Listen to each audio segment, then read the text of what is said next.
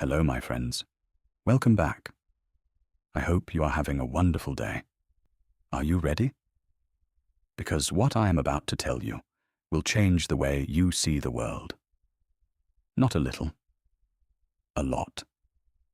What if the world is built on a culture nobody talks about? What if the medicine that saved your life, the mathematics that runs your phone, the poetry that broke your heart, the word you say when you win a game of chess, what if all of it came from one place?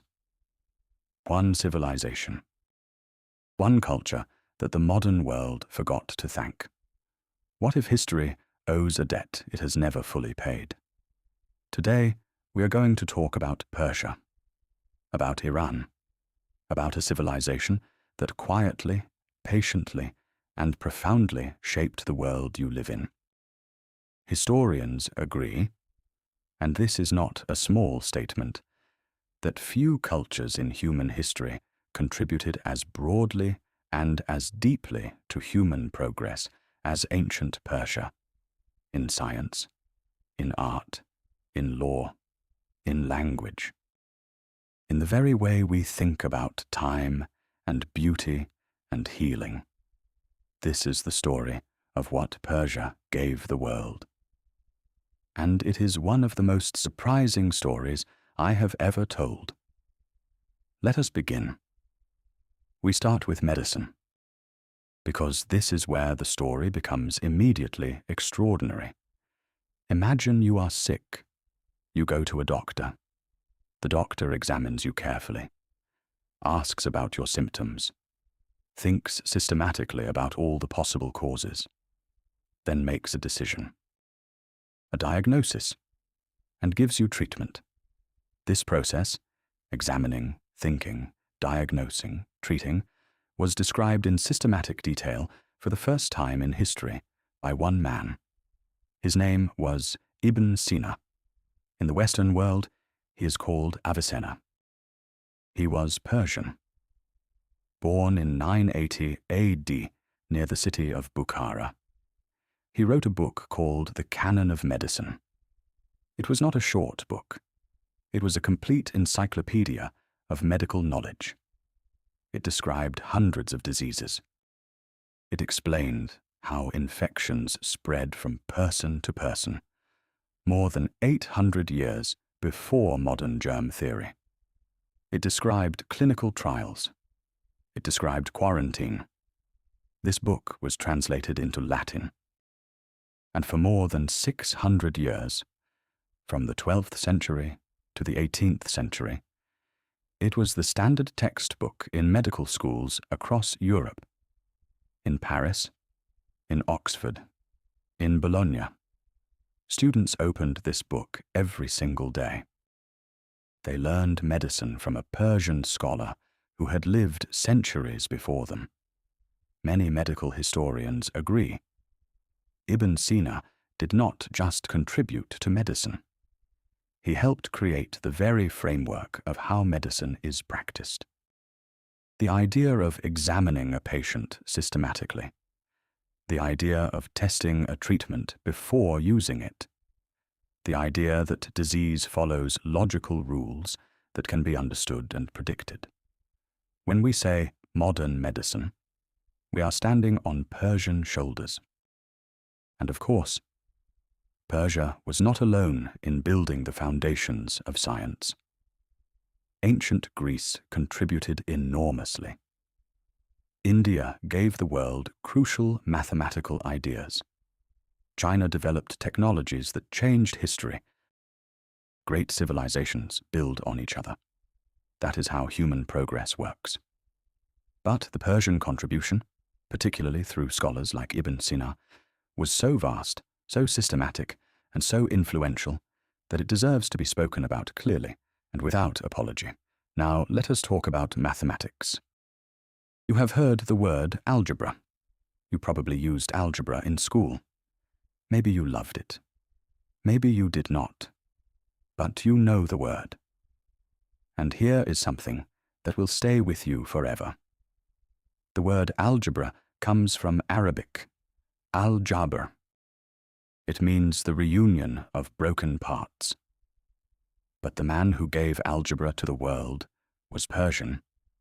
His name was Muhammad ibn Musa al-Khwarizmi, born around 780 AD in the Persian cultural world.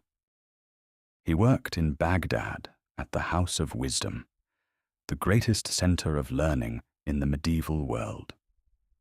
Al-Khwarizmi wrote a book describing a new system of calculation, a systematic way of solving mathematical problems step by step. His book was translated into Latin. European mathematicians began following his methods, and they named this system after his book, algebra. But there is more.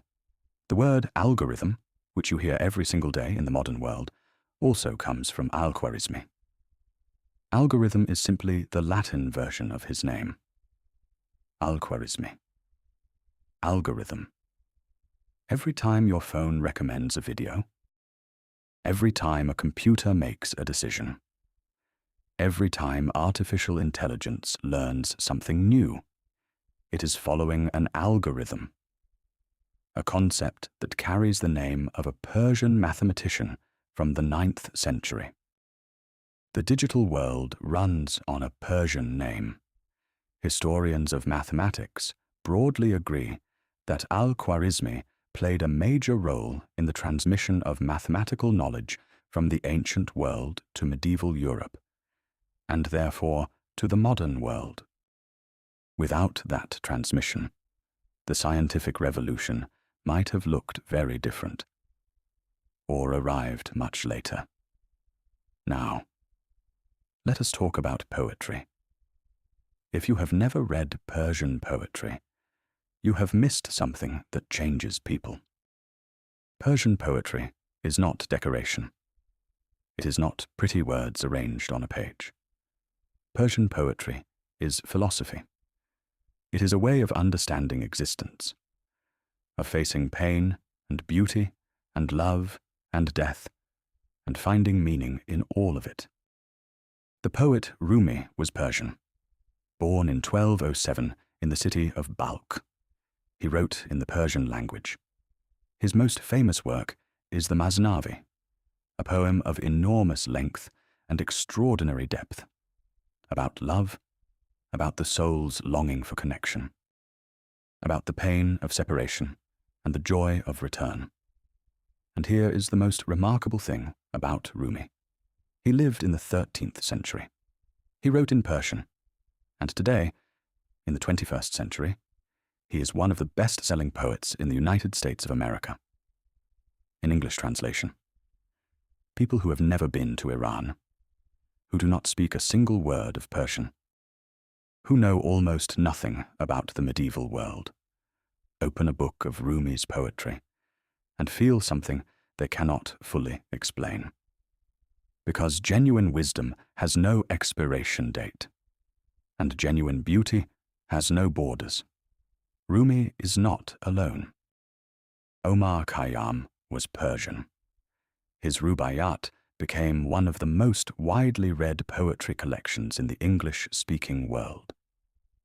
Hafez was Persian, considered by many literary scholars to be among the greatest lyric poets in any language. Ferdowsi spent 30 years writing the Shahnameh, 60,000 verses that preserved Iranian history and the Persian language through centuries of invasion and destruction. Persian poetry did not just move people. It kept a civilization alive. If this story is moving you right now, please take 1 second and give this video a like. It costs you nothing, and it means so much to us. Thank you. Now let us talk about something you might not expect. Let us talk about paradise. The word paradise comes from Persian. The ancient Persian word was peridaeza. It meant an enclosed garden, a walled space of beauty and order and peace in the middle of a harsh world. When Persian culture spread, through the Achaemenid Empire, through the Silk Road, through the Islamic world. The Persian garden traveled with it. The Persian garden was not just beautiful. It was a philosophy, designed around 4 channels of water meeting in the center, a symbol of the universe in perfect balance. This design influenced gardens across the Islamic world. The great gardens of the Alhambra in Spain, the Mughal gardens of India, the garden surrounding the Taj Mahal. When you stand in the garden of the Taj Mahal, you are standing inside a Persian idea. And the Silk Road. For centuries, Iran sat at the very center of the Silk Road, the great network of trade routes connecting China and India to the Middle East and Europe. Persian merchants traveled these routes. Persian culture traveled with them. Persian carpet weaving became one of the greatest art forms in human history. A single Persian carpet could take years to make. Thousands of knots per square meter, patterns of breathtaking complexity, colors that have lasted for centuries. Persian carpets appeared in the palaces of European kings. They appeared in the paintings of European masters. They are still among the most valuable handmade objects in the world today. Persian architecture, with its blue tiled domes, its geometric patterns, its perfect proportions, set standards of beauty that influenced builders from Spain to India to Central Asia. Many architectural historians agree that the Persian tradition of dome construction and decorative tile work played a major role in shaping the visual identity of Islamic architecture across the entire world. And chess. Chess was not invented in Persia. It came from India. This is important to say clearly. But it was Persia that gave chess to the wider world. Persian scholars and merchants carried the game westward along the Silk Road. They developed the rules. They developed the culture and vocabulary around the game. The word checkmate, which every chess player in every language knows, comes from the Persian phrase Shah Mat. It means the king is dead. Every time someone says checkmate, they are speaking a small piece of ancient Persian. Now, let us talk about governance, about how to run a civilization. Cyrus the Great created something revolutionary. He built the largest empire the world had ever seen, and he built it on a principle that almost no ruler before him had tried: tolerance. He allowed conquered peoples to keep their religions, their languages, their local customs. He did not require uniformity. He required only loyalty and order. This model of governance, diverse peoples living under one system of law while keeping their own identities, influenced every great empire that came after Persia. The Romans studied Persian administrative methods. The Mongols adopted Persian bureaucracy when they conquered Iran. The Mughal Empire in India ran on Persian administrative traditions. And remarkably, Thomas Jefferson owned 2 copies of a book about Cyrus the Great. He read it carefully. Many historians note that the idea of building a great diverse nation on principles of tolerance and respect, an idea central to the founding of the United States, had deep connections to the Persian example.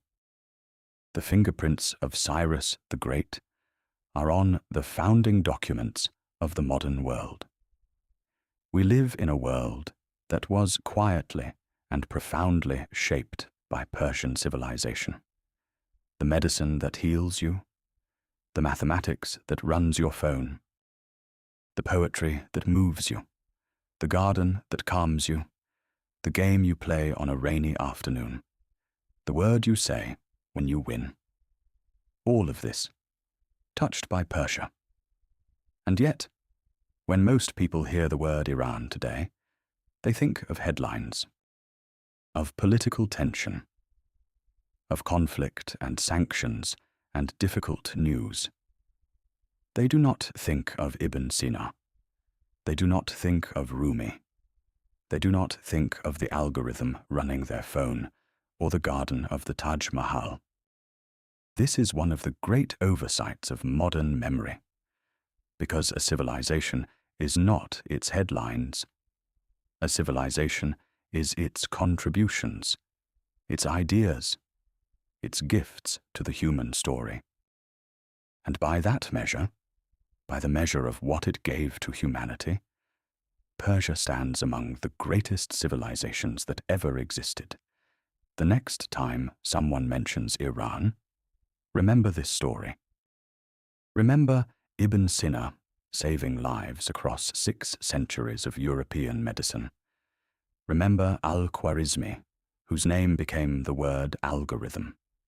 Remember Rumi, whose 13th century Persian verses still sell in 21st century America.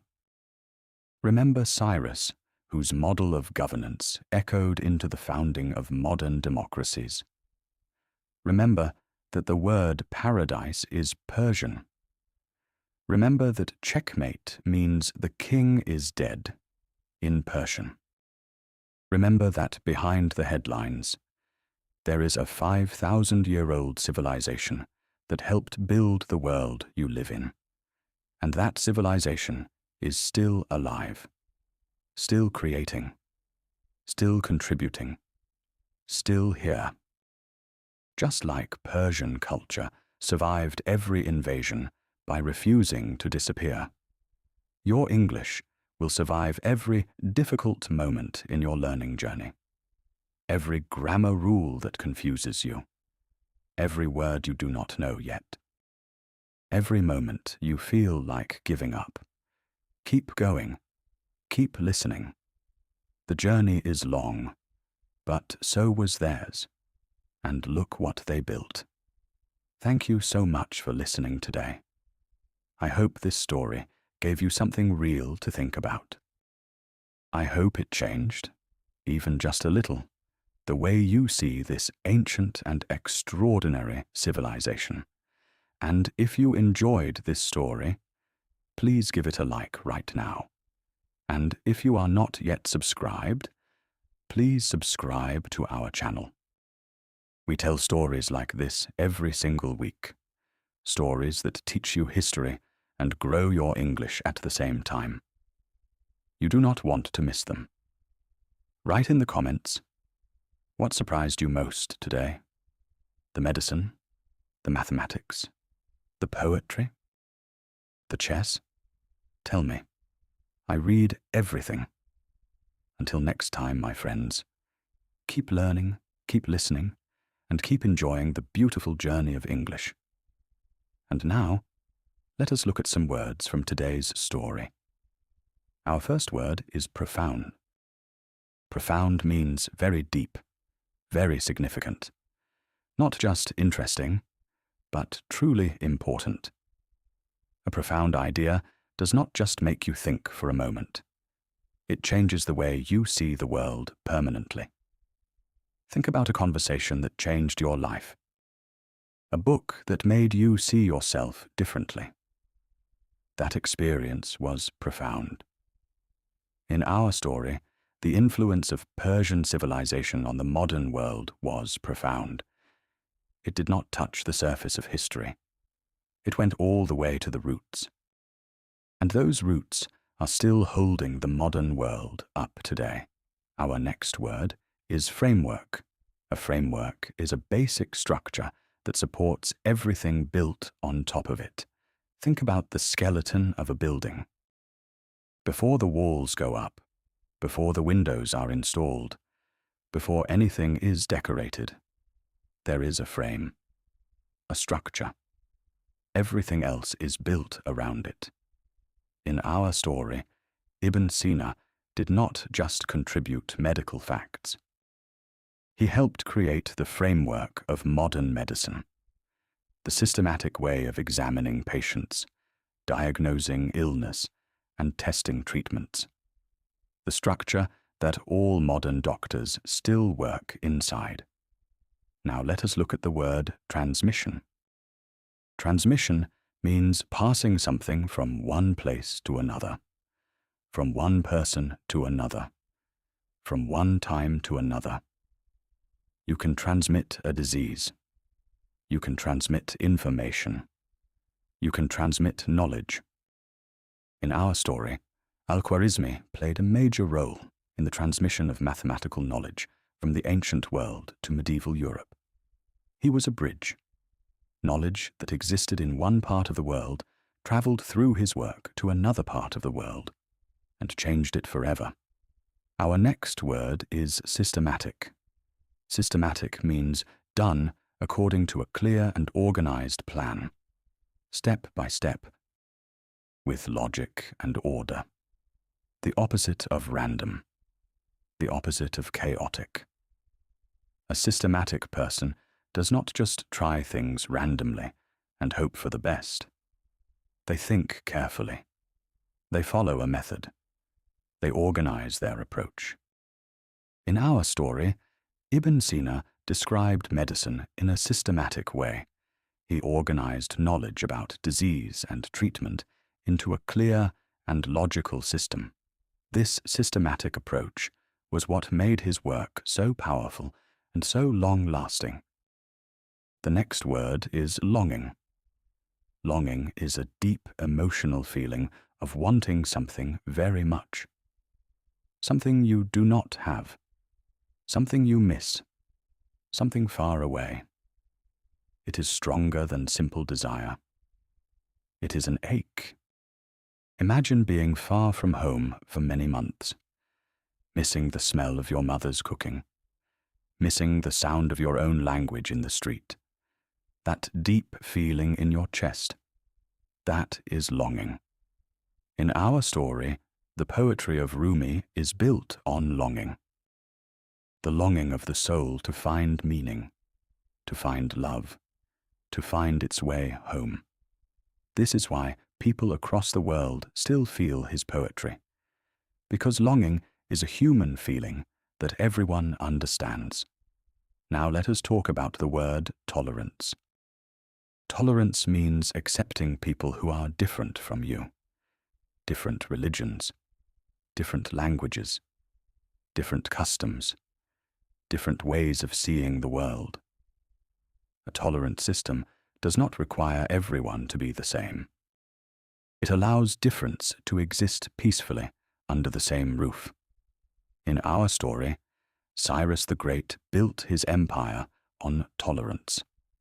He conquered many different peoples, but he did not force them to abandon their gods or their languages. He let them live as they were. Historians broadly agree that this model of tolerant governance was revolutionary in the ancient world and deeply influential in the centuries that followed. Our next word is debt.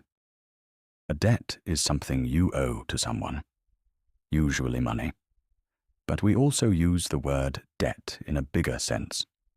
When someone does something great for you, and you never properly thank them, you owe them a debt of gratitude, a debt of recognition. In our story, we say that history owes Persia a debt it has never fully paid. Persia gave the world so much: medicine, mathematics, poetry, governance, art. And yet most people today do not know this. The recognition was never fully given. The debt remains unpaid. Now, let us look at the word oversight. An oversight is when something important is missed or forgotten, not deliberately, but by accident, by not paying enough attention. If you write a long email and forget to attach the document, that is an oversight. You did not mean to forget it. You just did not notice.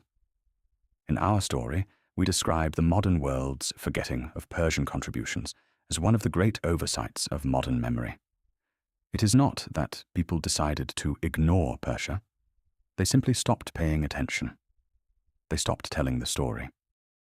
And slowly, the contribution was forgotten. That forgetting, even if unintentional, is still a kind of injustice. Our next word is uniformity. Uniformity means everything being the same. Everyone looking the same. Everyone thinking the same. Everyone following the same rules in the same way. Some systems require uniformity. Everyone wears the same uniform. Everyone follows the same strict rules. Cyrus the Great did the opposite. He did not require uniformity from the peoples he conquered. He allowed diversity, different religions, different languages, different local customs, all existing together under one administration. This rejection of uniformity, this acceptance of difference, was one of the most powerful ideas in the history of governance. And our last word for today is legacy. A legacy is what remains after someone is gone, what they left behind. The impact that outlasts the person, the influence that continues long after the life ends. Think about a great teacher who changes hundreds of students over a lifetime. Those students carry the teacher's influence into the world long after the teacher is gone. That influence is the teacher's legacy. In our story, the legacy of Persian civilization is everywhere. In the medicine we practice, in the mathematics we use, in the poetry we read, in the gardens we walk through, in the words we speak without knowing their origin. A legacy does not need to be remembered to be real. It just needs to still be working. And the Persian legacy, quietly, invisibly, profoundly, is still working everywhere around us today. And that is all for today, my friends. I hope these words help you. I hope this story of Persian genius stays with you long after you stop watching. Until next time, keep learning, keep listening, and keep growing.